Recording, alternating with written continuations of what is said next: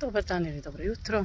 Nina i ja smo krenule u dečji dispanzer na redovnu kontrolu i kupovala sam pelene, kako to tako naravno treba, i samo sam htjela da vam kažem zanimljivost u Norveškoj. Da li verujete da su pelene u Norveškoj jeftinije nego hleb? Dobro ste čuli.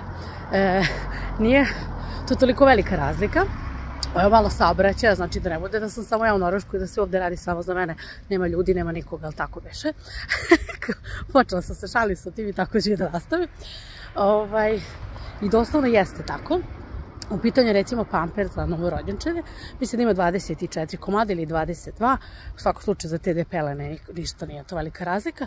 I to vam košta oko 40-45 kruna, znači ajde da kažemo oko 500 dinara, a hleb košta 45, 49, 50 kruna. Znači 500 dinara.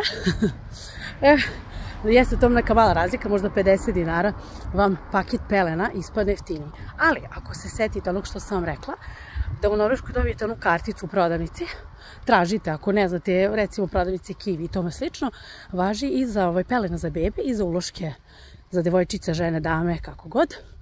Sve vam je 2+1 gratis. I uopšte nije bitno da li ste uzeli jeftinije ili skuplje, to ću se vam kažem jednu caku, znači uvek vam je 2+1 gratis, što znači da je hleb skuplji i to duplo od paketa pelena, jer ćete 2 paketa da dobijete za tih nekih, koliko sam rekla, oko 40 kruna, hleb će da bude između 45 i 50 kruna. E sad, šta je poanta? Ako uzmete ne znam, pelene broj 1 ili broj 2, nije bitno, 2 ista broja, znači 2 iste veličine, dobijete jednu gratis, iz cena iste, nije ni bitno.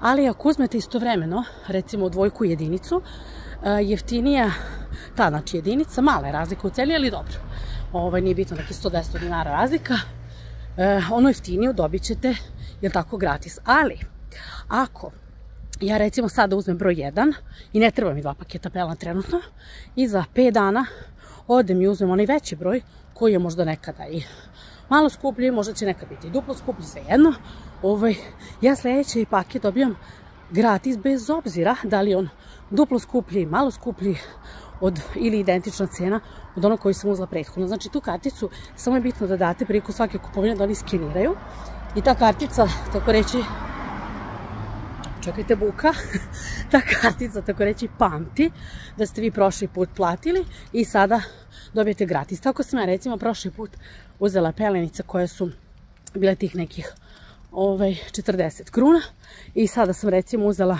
neke druge. To važi i za pelene Pampers i za Libero, znači uopšte ne mora ista marka.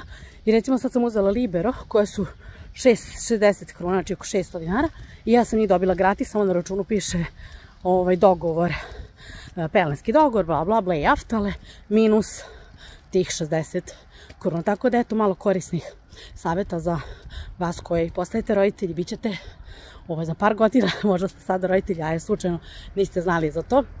Eto da vam pomognem. Kažem ja, saobraćaj.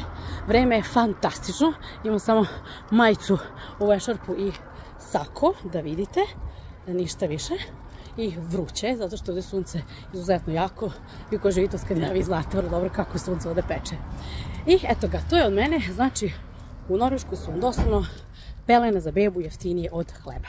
Želim vam svima lep dan, a mi onda smo kod čikadoce na redovnu kontrolu dispanzera, onda ću vam pričati kako to sve ovdje izgleda.